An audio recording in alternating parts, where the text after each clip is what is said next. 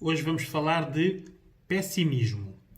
É uma palavra que toda a gente conhece, não é? A maior parte da vida das pessoas é neste registro, não é? As vivências em sociedade cada vez mais vai estar baseado no registro do pessimismo. Porque, e é isso que vamos fazer hoje no vídeo, vamos desconstruir o que é o pessimismo. Por isso, pessimismo é nós perdemos a confiança em algo, no eu, no nós, eu e o outro, e na sociedade. Isso. Vemos tudo pelo lado negativo, perdemos a esperança. Por isso, é um estado de espírito, não é? As pessoas não nascem negativas, não é? É algo que se tornam com as vivências. Por isso, é um estado de espírito que, estando negativos, a nível relacional existe mais conflito, não é? Eu e o outro, seja o outro mães, pais, filhos, maridos, namorados ou desconhecidos. Se estivermos negativos emocionalmente, estamos mais tristes, não é? Mais desanimados, a acreditar menos no nosso eu. Estando pessimistas a nível cognitivo, raciocinamos pior, porque estamos mais espartilhados, por isso estamos mais limitados nos nossos pensamentos, porque se não temos confiança e não temos esperança, os nossos raciocínios estão limitados. E até na nossa parte física, geralmente quem é mais pessimista é mais dada à preguiça, ao não fazer, ao não agir. Pessimismo é o contrário de otimista, não é? Os pessimistas existem em maior número, não é? Porque antecipam sempre o pior. Na prática estão a viver hoje o que pensam que vai acontecer amanhã.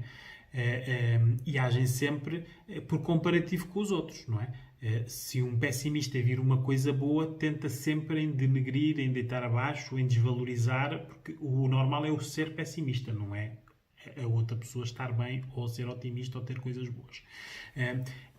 O pessimismo é uma autoproteção negativa. Nós temos várias autoproteções, esta é mais uma, é uma negativa, porque usamos as experiências que tivemos, as más, e usamos-las, repetimos-las. Por isso, não queremos sair desta nossa zona de conforto que é negativa. Isto tem muito a ver com as educações.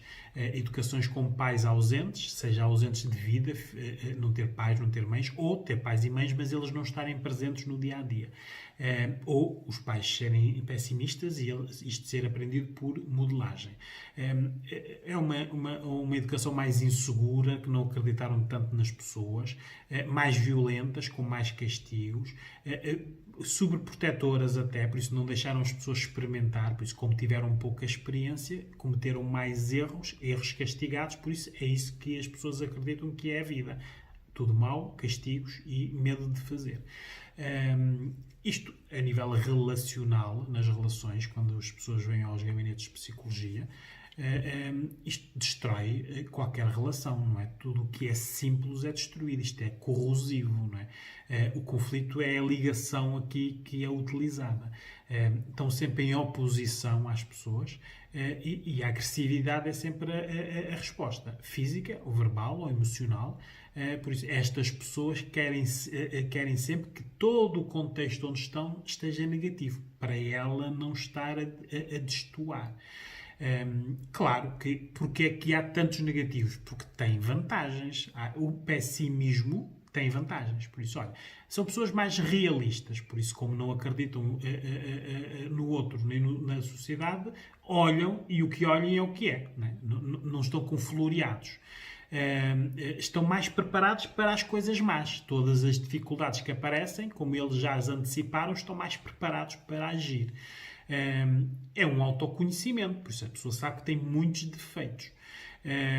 E, claro, como há muitos pessimistas, não é? Quando um pessimista fala, todos se reúnem, não é? Isto então nas redes sociais, quando se fazem grupos, se vocês virem, os grupos dos pessimistas, do que são contra qualquer coisa, reúnem muito mais pessoas do que os otimistas que são a favor de... O registro negativo é imenso, é imenso. Claro que tem mais companhia, né? Um pessimista, se entrar num local com várias pessoas, encontra mais pessimistas do que otimistas. E geralmente, como não acreditam nas pessoas, têm muito pouca esperança, não é? O que têm basta-lhes. Não gostam, mas é que as outras pessoas tenham mais que elas. Não é? Aqui entra também a personalidade, a inveja, o achar que. Desvalorizar tudo o que os outros fazem. Os outros o que têm é por sorte, o que elas têm foi tudo muito conquistado com esforço.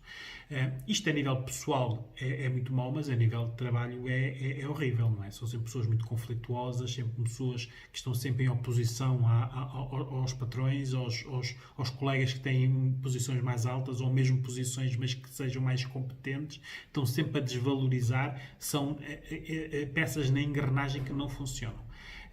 O pessimismo traz muita coisa atrás, não é? Tristezas, ansiedades. Estas pessoas estão sempre a viver na ansiedade, porque estão sempre a antecipar. Muitos medos, não é? Porque como não fazem, nunca tiveram muitas tentativas, acabam por não ter grandes experiências, não é? Muitas fobias. Fobias são medos específicos, não é? Há pessoas pessimistas que têm medo, por exemplo, de viajar, porque lá fora está sempre mau tempo, lá fora há sempre mais assaltos, lá fora, porque estão sempre no registro negativo. Muita angústia, não é? Estão sempre desanimadas, quase nunca têm vontade para fazer nada, nunca focam em objetivos, não é?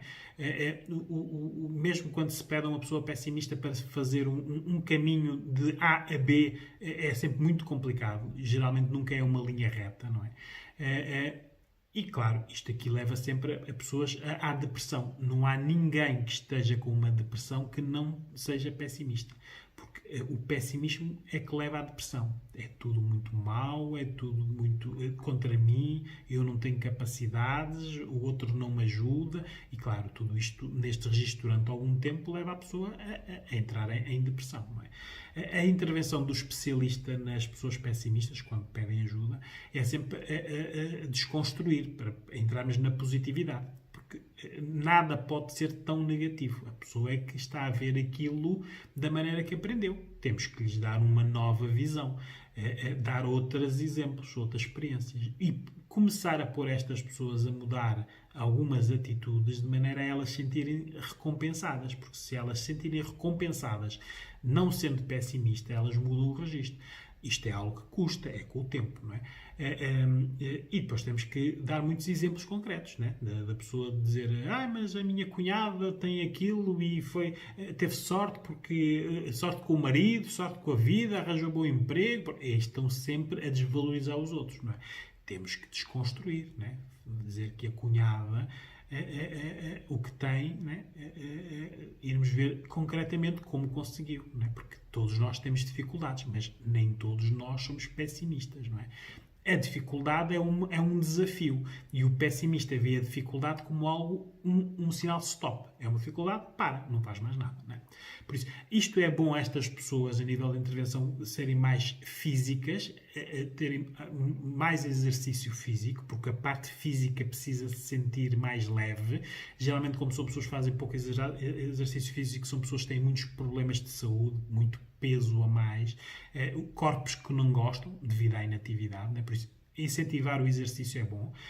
A meditação é sempre boa nestes casos porque são a construção de mundos interiores, por isso delas, e geralmente a pessoa quando constrói mundos delas, interiores, que não tenha nada a ver com o outro, tenta não ir pelo lado negativo, porque ninguém constrói mundos negativos, ninguém gosta de viver no mal, no pesadelo, não é?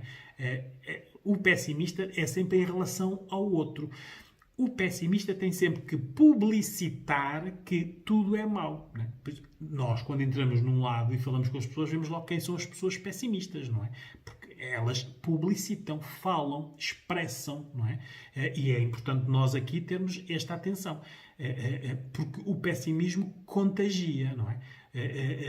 Ao contrário do otimismo, não é? Porque para um otimista contagiar os outros precisa de bastante esforço. Um pessimista não precisa de esforço nenhum, porque o registro negativo está na maior parte das pessoas.